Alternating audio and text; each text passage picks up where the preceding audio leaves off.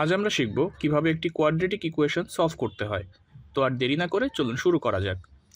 আমরা জানি যে কোয়াড্রেটিক ইকুয়েশনের সূত্র হলো ax square plus bx plus c equal 0। এই সূত্রটিকে সিম্পলিফাই করলে আমরা পাবো x equals minus B plus minus root over B square minus 4ac divided by 2a। তো আমাদের কাছে একটি কোয়াড্রেটিক ইকুয়েশন রয়েছে যেটা হলো 2x square minus 4x minus 6 equal 0, এবং এটিকে আমরা সলভ করব, অর্থাৎ x এর মান বের করব, এবং কাজটি আমরা করব এই সূত্রটি ব্যবহার করে। স্টেপ 1, আইডেন্টিফাই দ্য কোএফিসিয়েন্ট, অর্থাৎ জেনারেল কোয়াড্রেটিক ইকুয়েশনের সাথে আমাদের গিভেন কোয়াড্রেটিক ইকুয়েশনকে তুলনা করে a, b এবং c এর মানগুলোকে আলাদা করে ফেলা। আমাদের কাছে যে ইকুয়েশনটি রয়েছে সেটির কোএফিসিয়েন্টগুলো হলো a is equal 2, b equal -4, c equal -6। Step 2, এখন আমরা আমাদের কোএফিসিয়েন্টের মানগুলোকে কোয়াড্রেটিক ফর্মুলাতে বসাবো।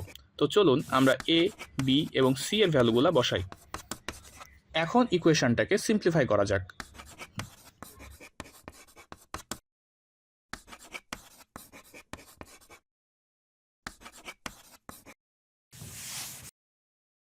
তো এখানে আমরা একটি প্লাস মাইনাস টার্ম পাচ্ছি, সুতরাং যোগ এবং বিয়োগ অপারেশনের উপর ভিত্তি করে দুটি আলাদা ক্যালকুলেশন হবে।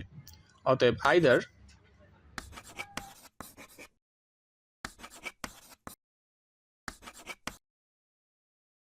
অর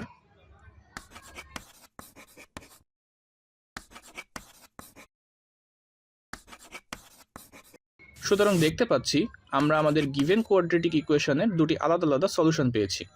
একটি হলো x ইকুয়াল -1 এবং অপরটি হলো 3, এবং এই দুটি মানই আমাদের গিভেন কোয়াড্রেটিক ইকুয়েশনকে সিদ্ধ করে।